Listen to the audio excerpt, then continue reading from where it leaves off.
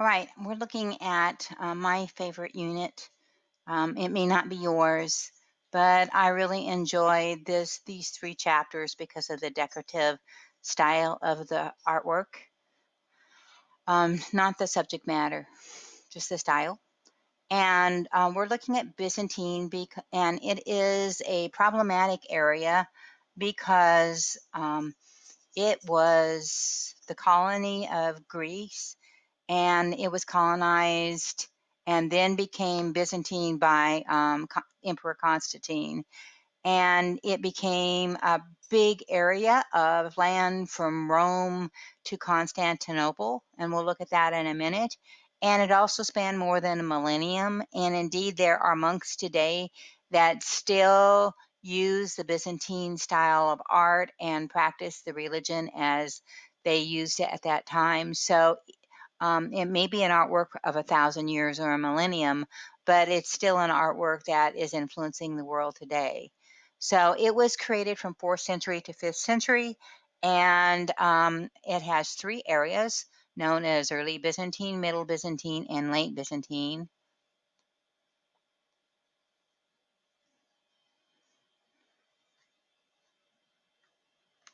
That worked. All right, so the first era of Byzantine from 527 to 725 starts with the Emperor Justinian is Justin. So all the artwork, you'll see a lot of the Emperor Justin in that. And then you can see that era into about 717 to 718. And a terrible thing happens to the art world, but not to the religion, because the church changes its ideas about picturing human forms and possibly worshiping. So we have an era of iconoclasm, which means a whole lot of artwork was destroyed that we'll never see and we don't have available to us. And that occurred in iconoclasm, which of course means to destroy an icon. And that's from 726 to 842. That's when Leo the Third prohibited image making, and Ravenna and Rome falls to the Lombards at 751. Okay, so then comes Middle Byzantine, and that's 843 to 1203. And we have some restoration of images. We have things that are saved. We have images that were hidden. And then you can see that we have a whole part of the world, the schism between the Byzantine and the Roman churches, the Norman conquest of Sicily, Turks capture Byzantine area, Asia Minor. We have the Crusades. Then we have late Byzantine from 1204 to 1453, where Michael the Eighth recaptures Constantinople from the Franks, and then we have Ottoman Turks capturing Constantinople, and that becomes the end of the Byzantine world as a Christian world at that time. And it is very relevant today because, as we'll see, Hagia Sophia, the church just became closed as a place to visit and look at history and has reopened as a mosque. So it's still being influenced. The main idea is Constantinople was ruled as an Eastern empire that survived for 1,000 years. All right, so here is the stage. Along comes Emperor Constantine, and he moves the capital of Rome to Constantinople. And then Byzantine became the name of the Eastern Empire, Constantinople as its capital. And Constantinople carried on the legacy of Rome even after the fall of Rome. All right, so you can see where we are. Here is Italy, and we have the Mediterranean below it. We have the Adriatic next to it, the Tyrrhenian to the west. We go to the east, and we have the Balkans, and we have Macedonia. We have Neres, Thessalonica, and then we cross the Aegean Sea, and we have Anatolia, and at the top of Anatolia is Constantinople on the edge of the Black Sea. So you can see the big difference between with Balkans in between Italy and Anatolia, Constantinople. All right, so the first piece I have here is St. Michael the Archangel. It's an ivory piece. It's a right leaf of a diptych, means that there are two sections to this, and it is 5 feet, 5.5 inches tall. It's a model of the Archangel Michael called Winged Victory. So this is the largest surviving Byzantine ivory panel, and I think it's beautiful. It says that it is beautiful. There is the archangel holding an orb, and he holds a staff in his left hand. His wings and his body overlap fluted columns. Notice all the decorative work at the top of the panel. The size is so great it exceeded the width of a tusk from which it was carved, resolving in angled corners. And that had to be one big elephant. All right. This is the most celebrated copy of De Materia Medica, a book on medicine.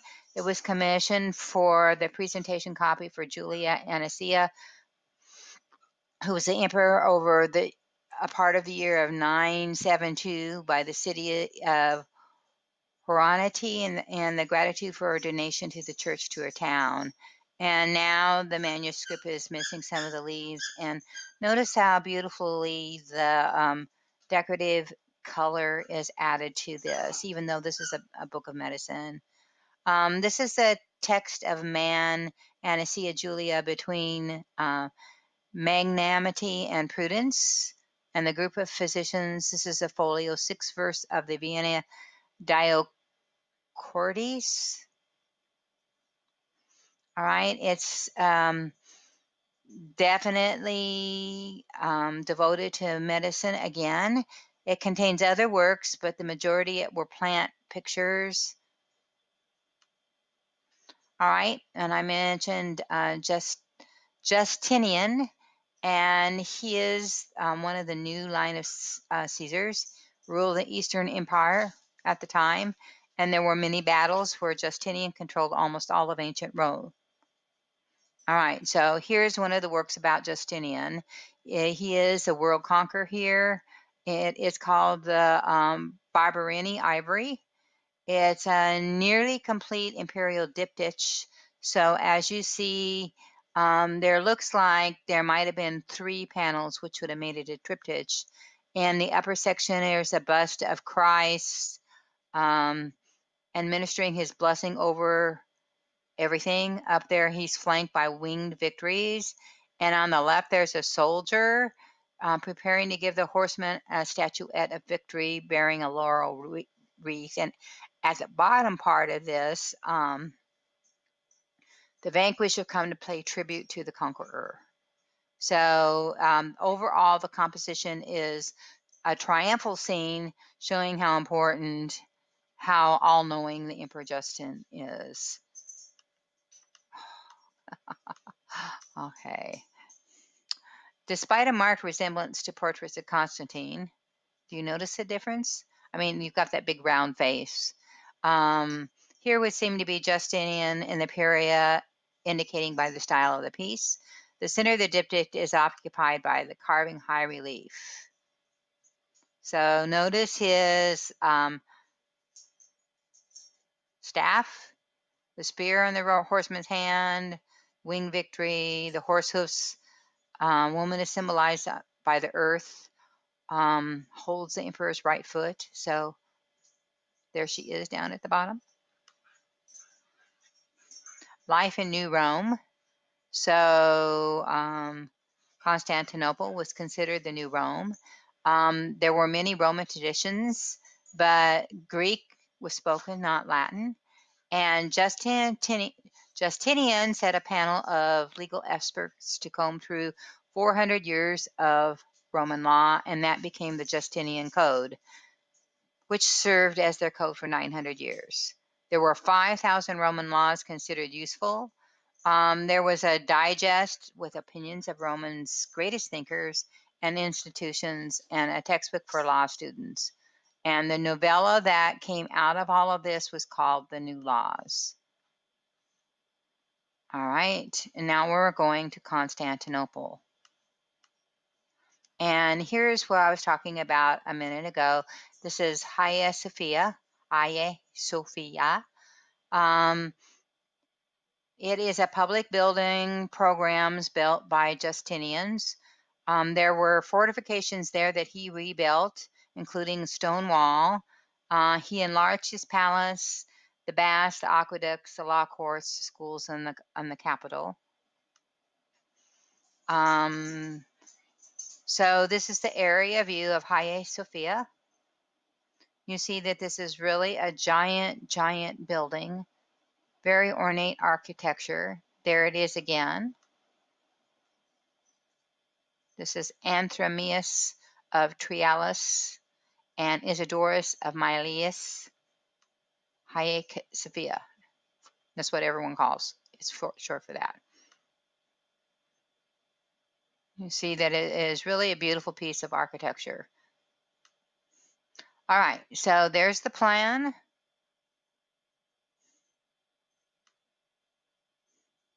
There is a cutaway view.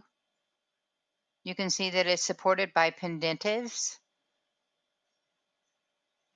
Big open inside, as you saw by that earlier picture. But there is a picture of what it looks like today. Imagine, I mean, the building is just, look at all the light coming around. It was said that that dome at the top actually floated on light. And you can see why with all of the windows going all the way around the outside, how it floods the whole room with light. So truly, truly beautiful.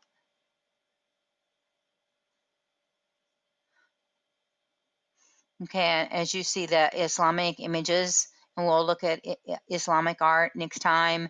They're inside because of its history as an Islamic mosque as well as a church. Or all right, remember the squinches. All right, and this is the construction of how the building was made. All right, this is Christ between Constantine the ninth, I think. I don't know. I can't remember my Roman numerals, so you'll have to forgive me if you can. Monomachus and the Empress Zoe. It's a mosaic on the east wall of the South Gallery at Hagia Sophia. And this is the Virgin Theotokos, the child enthroned in the asp. It's a mosaic in Hagia Sophia. And this is Anastasis Apse fresco. It's a pericolation of the Church of Christ in Cora, now the Kyrie Museum in Constantinople. The Choral Museum consists of 5 main parts: the annexes, the pericolation, the inner and outer narthex, the naos. And the pericolation was a chapel that included the burial recesses of Theochides and the nobles. And then they are decorated with frescoes, not the mosaics that we're seeing the most of here. All right, so this is what Constantinople looked like at the time. And you can see the streets just flooded with people. And they also had a hippodrome with chariot races and performances. And I imagine this artwork was portraying that. There was also a plague of Justinian, and it resembled the bubonic plague, probably arrived from Indian ships infested with rats, and 10,000 people were killed every day because of it. So you think about our numbers with our current problem.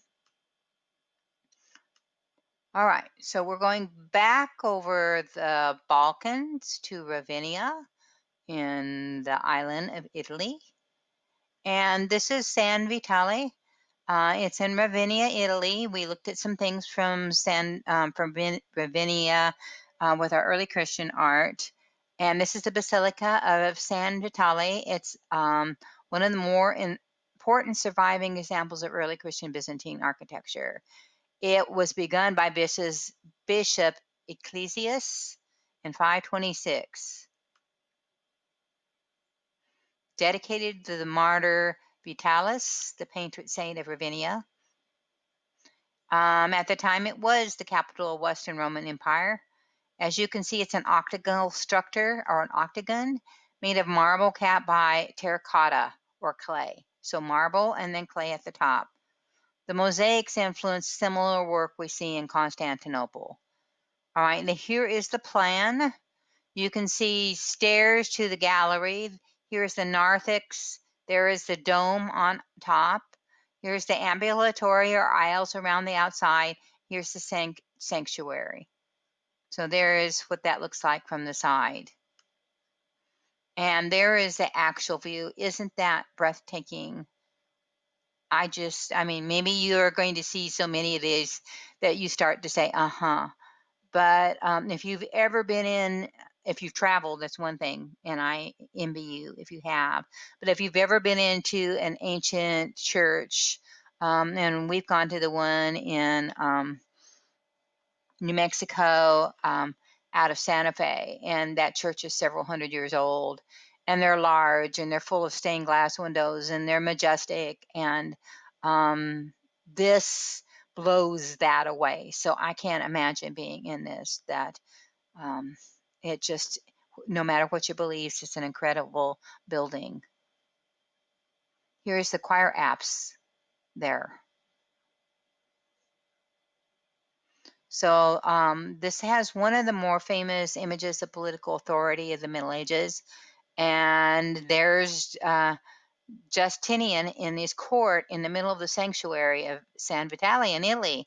And so you can see that that was very political, that it's an integral part of a larger mosaic space around the altar.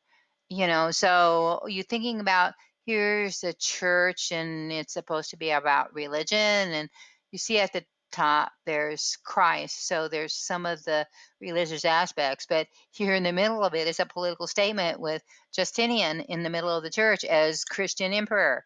So he saw himself as the defender of the faith, and there he put himself. That there is that image, and he is dressed in imperial purple, and he that signifies there he is sitting kind of on an orb, like he is the king of everything.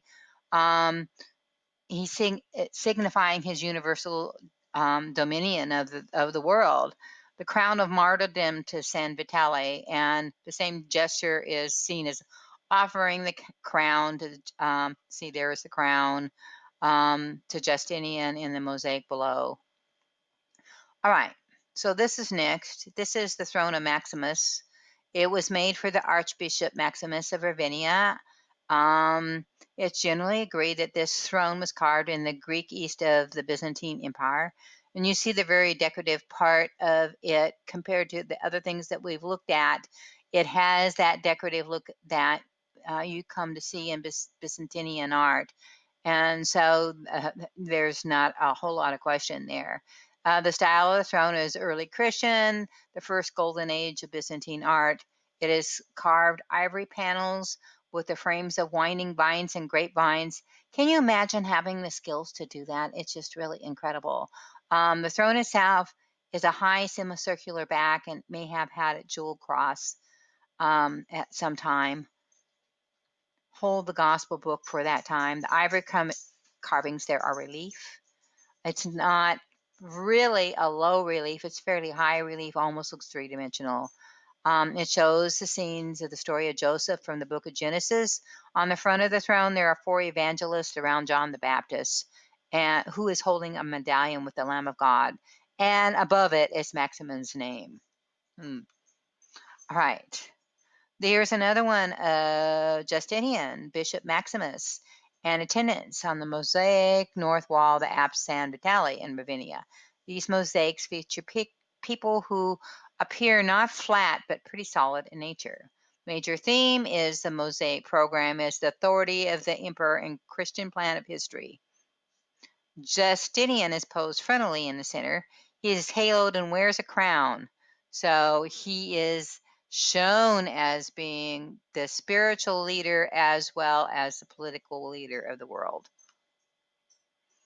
All right, this is Theodora and her attendants. and it's a mosaic south wall of the apse in San Vitale, Ravenna. And this also is early Byzantine. So question is, who is Theodora? Of course you know, right? This is Abraham and the three angels and the sacrifice of Isaac and the North Lunate mosaic in San Vitale, Ravenna. More mosaic there. This is the sacrifice of Abel.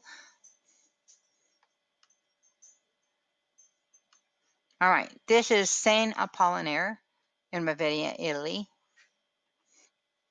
When the Basilica of Saint Apollinaire was built 1500 years ago, it was on the seashore of ancient home port of the Roman fleet.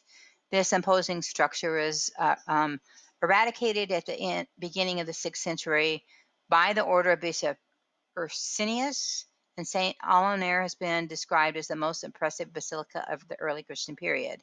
Despite the plundering it suffered over the centuries, it was preserved the splendor of its original building and is now admired for its beautiful polychrome apse mosaics and ancient marble sarcophagus. So there's what it looks like on the inside. And this is Saint Apollinaris. This is the most famous mosaic in it. There's Saint Apollinaris among the sheep, and there he is. All right, so now we're down at Mount Sinai in outside of Jerusalem, and the church divides in half. So Christianity grew and starts to differ from the east to the west. The east built on the works of the early church, including the patriarch leading the Bishop of Constantinople, but even he bowed to the emperor at the time. The church divides two of two.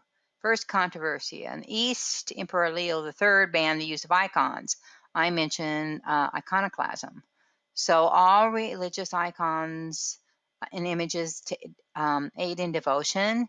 The emperor viewed the idol as worship, and in the West, the Pope ordered excommunication of the Byzantine emperor. The monastery of St. Catherine, Mount Sinai in Egypt is the oldest continuously inhabited Christian monastery with history that can be traced back over 17 centuries. And this monastery predates the division of the Christian world. Its origins extend to late antiquity. It has never been destroyed in all its art history and preserved the distinctive qualities of Greek and Roman heritage. And we'll stop there.